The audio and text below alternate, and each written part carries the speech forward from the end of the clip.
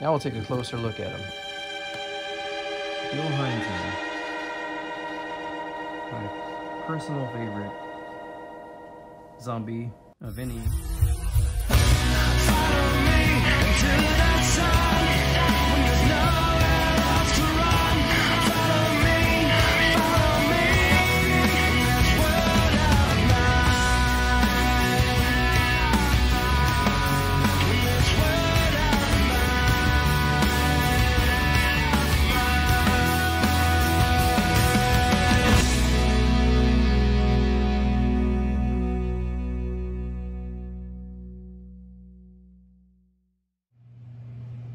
Welcome back to the channel, everybody. If you're joining me for the first time, my name is Mike. This is my collectible channel that I feature typically wrestling and horror collectibles, as well as a lot of Halloween items as well, Halloween villages, and even some filming locations when I have the time to do those. Today's episode, I'm going to feature something that I've been after for many years. Finally got my hands on one. Going to be the Night of the Living Dead 12-inch cemetery zombie figure. I'm going to take them out of the package and we're going to check them out in detail. So before I begin, I just want to let everybody know, if you're joining me here for the first time, welcome. I do have an eBay store where I sell a lot of horror and wrestling collectibles on. I'm going to throw the link in the video description and it'll be on the screen as well. All that stuff will be from my personal collection and shipped to you guys. So feel free to check out the listing. Again, it's in the description and on the screen. Here we go with this Night of the Living Dead cemetery zombie. I don't know the release date for this particular item. It's not on the box. There is the manufacturer of this toy, approved by Bill Hinzman himself. The late Bill Hinzman, who is this guy. My favorite zombie of all time, actually. Night of the Living Dead was one of the first horror films that I ever saw when I was probably 8 or 9. Didn't really find it scary. I thought it was more cool than scary. And check out this box. And even though it was in black and white, and I was born long after that era, never found it to feel old. I thought the black and white added to the feel of the movie. So this, I just scored this off of eBay in the neighborhood of $200, a little north of 200 actually. It gives you a little backstory here on the film.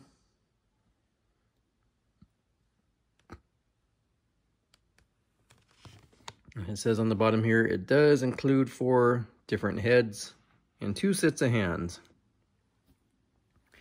So you do have the option to have a colorized version of the zombie if you wish, or you could just do them in the classic black and white and also with different heads.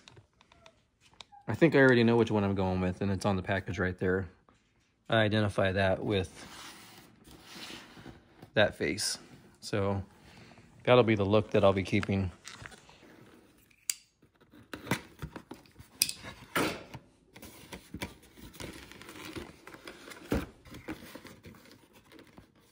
Not sure if I'm going to display him. Probably out of the box. We'll see how well he stands up also. Put the box in the back there. Now we can get a look at the goods. So there is a head that I'm going to use so I don't have to swap any heads out.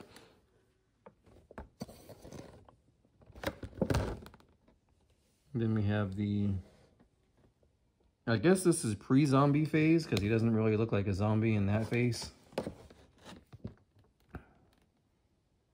Or maybe this is just supposed to be the colorized version of the movie. Definitely a zombie there. Definitely resembles the... Actually, I have the VHS tape up there. We could do a little comparison here now. So there we go, side by side.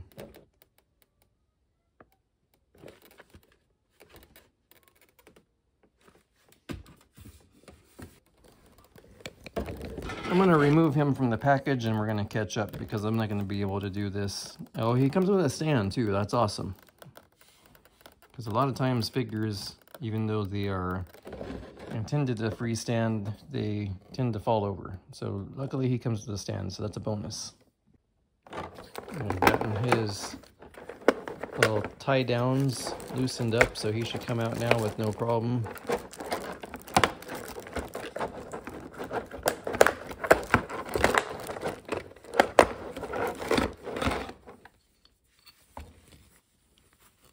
Oh, cool. Even the stand. I'm impressed with the detail on this company so far. Comes with a Night of the Living Dead logo stand. They could have left it blank, as a lot of companies do on these very expensive figures that they make.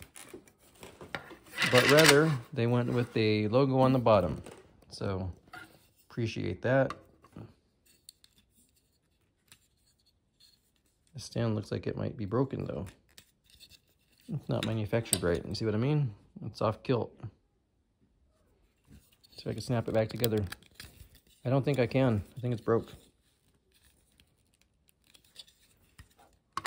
And that's going to keep it from going in the stand because it's broken. You can see there. I'm going to have to try to see if I can fix this, and we'll reconvene. Unfortunately, I had to pull this out because this was not in as it should be, and it won't stay in as it should be because the spring inside of this is trying to push it out. So this metal part is actually pushing against and making this split open. But whatever, it's fine, not a big deal. Get this guy on his stand as he should be. I'm gonna go put him in his new home after we take a closer look at him.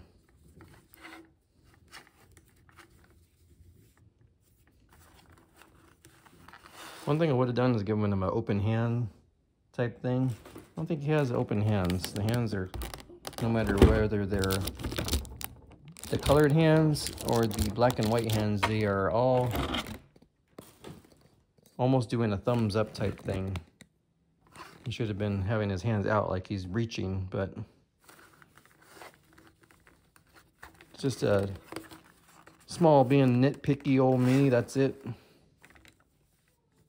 See if I can pull his tie out. There we go. Now we'll take a closer look at him. Bill Hinzman. My personal favorite zombie of any zombie film. Well, sorry Bill. The chick in Return of the Living Dead 3 is my favorite for other reasons, but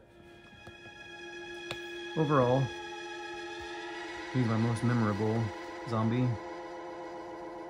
Take a look at them all on the 360 here. Did an awfully nice job on the sculpt, everything from the hair to the face.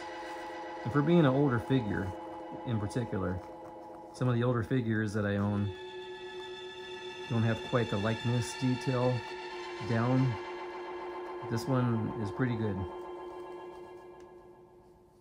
And there's just the basic suit that he has on.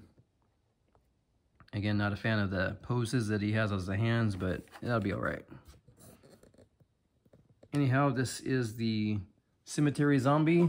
Not sure how you say the vendor name, if it's Amok Time or Amok Time. There's a box that he belongs in. Might just display him like this out in the curio. I gotta grab my keys because I keep it locked up, and we're gonna go place him in his new home. And one other thing I just noticed, I should say also, he does come with a backdrop. So you can always use this as a backdrop and put him in front of this as well. I'm not gonna do that. I'm gonna leave this in the box, keep the packaging all together, and then we'll take him downstairs and put him in the curio.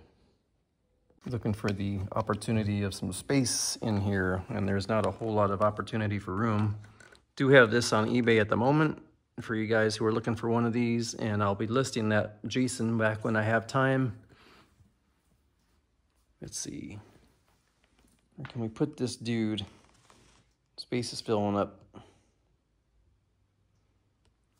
I thought I had room in the misc cabinet that I have there, but it doesn't look like he's gonna fit there.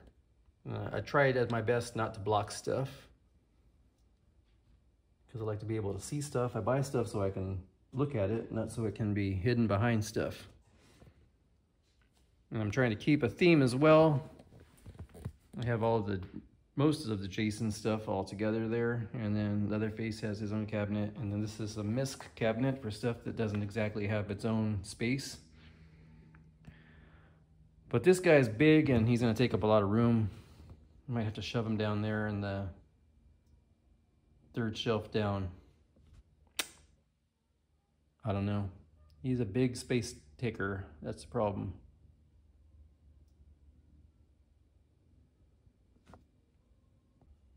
Well, in the interest of time, I was not able to put him in the cabinet, so unfortunately he's just gonna be out for a while.